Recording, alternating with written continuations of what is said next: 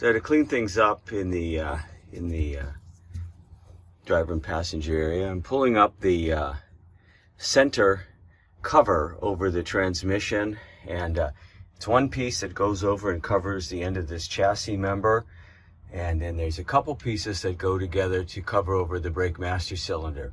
I'm going to pull the master cylinder, but I'm going to wait till I can put the car on a lift, because as you'll see, you kind of have to get at it from the chassis rail connection bolts from the side, and you have to get the torsion bar out of the way to do it. So it's better to do it on a lift to have more control there. But right now I want to get this off, get it cleaned up. I'm going to paint it black. Take out all the brass screws. It came out no problem. And there's some kind of a mastic or something that's been used to hold this down. And so what I'm doing is I'm just getting a blade under here and pushing it through and freeing it up from whatever that mastic is. And then hopefully we can just pull this whole thing up. So once I had basically got a blade underneath all that nasty mastic, I was able to just pull this out and get the transmission cover out of the car, no problem. And then there's taking a look then at inside that chassis rail. It looks pretty good. There's originally little black plastic things here that cover up the holes that would have gone had this been a left-hand drive to hold the master cylinder, and they're still in place, and you can see how nice everything is in there. It's nice and clean, a little bit of gunk and stuff like that, but in pretty good shape. Original blue color. So chassis rails are in good shape, and there's our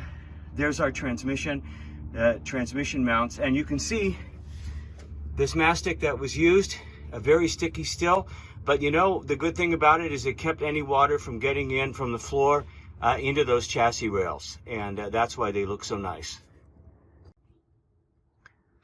Okay, so we've cleaned up about 20 years worth of muck off of the gearbox, the little transmission here. There it is, Mowag, Morris, Oxford, Woolsey, MG gearbox. And the first thing you'll notice is that on the gearbox here, there's ribbing on the casing. So this is a rib case gearbox from Morris. That would have been the standard gearbox on the 1098cc A-series engine. The lower capacity A-series engines, the 800 and 900 cc series, would have had a smooth case on that rather than the rib case. And they have a little bit different synchros, and some people consider them not quite as strong a gearbox. They are somewhat interchangeable, but maybe if you have a 1098 Morris or a Sprite or a Midget, you want to use the rib case gearbox, and you can easily tell because it's got the ribbing on the case here. Now there's a few other things to look at here. One is, here's the speedometer attachment point, and the speedometer's not on here. Of course, I took that off way earlier when I was working on the engine compartment. This is a ground line here, and you can see that grounds up to the transmission and then grounds the engine. You want to have your engine really well ground on these cars. If you don't, you can build up a lot of resistance when you use that starter. That can cause all kinds of problems. So you want to make sure that your grounding points are in place and that grounding cable is in there. That looks good. You'll notice there's another little sort of a cable that runs here from the transmission, and then it runs back here to a bolt and a nut. And you can tighten this nut, and that will tighten the tension on this.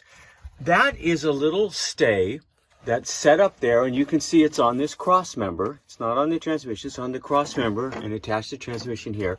That's a little stay that will keep basically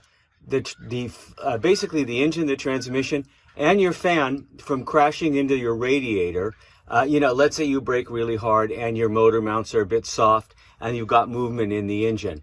So you can adjust that so that it will keep your engine from going forward into your radiator. And that's particularly important as your motor mounts get old and worn.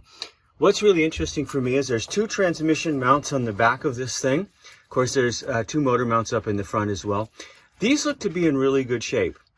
The front ones absolutely have to be replaced, but these are like they're supple but hard. There's no cracking or wear in them. I'm not sure if they were replaced at some point or what, but both of these look to be very, very good and in good shape. There's a few other things to take a look at here. There's the back of the starter there, and that was painted black, as you can see. And now I'm going to flip over to the other side of the transmission. We'll look at a few things about the clutch and the brake. So here we are on the other side of the transmission. This is a British car right-hand drive in this case. So this is where you have all your pedals and things like that. You can see on that side there, which is the passenger side, that's the fuel line coming through. And you can see that it's got a split rubber that keeps it from making contact with the chassis member and things like that. On this side, you've got a line which is a brake line, which comes through there. Now, there's your clutch linkage. You can see the clutch pedal, the linkage down there, and it's not a hydraulic clutch, it's a mechanical clutch. You press on the pedal and you can see it moving it. And obviously this is a really easy time to adjust that all, and you can see there's adjustment up in the front of it because you have it right here. Now, we didn't have the engine running with this car, but we could put it in gear and push the clutch in, let the clutch out, and we know that the clutch is operative. We'll find out how good it is later. I'm going to take a bet, because the compression's so high on the engine and everything else, and the person who sold it to me said it had driven no problem, when they brought the car up from the San Diego area. That was, of course, a number of years ago, and then basically stored it. So we're going to take a gamble rather than pulling everything out, and we'll see how that goes. But that's the clutch pedal, and there's the clutch linkage. Again, it's a manual clutch linkage. Now, there's something interesting I noticed, and that is you can see that there's some green paint on the transmission case and parts of the transmission. There's a bit of it up there in some of the ribs.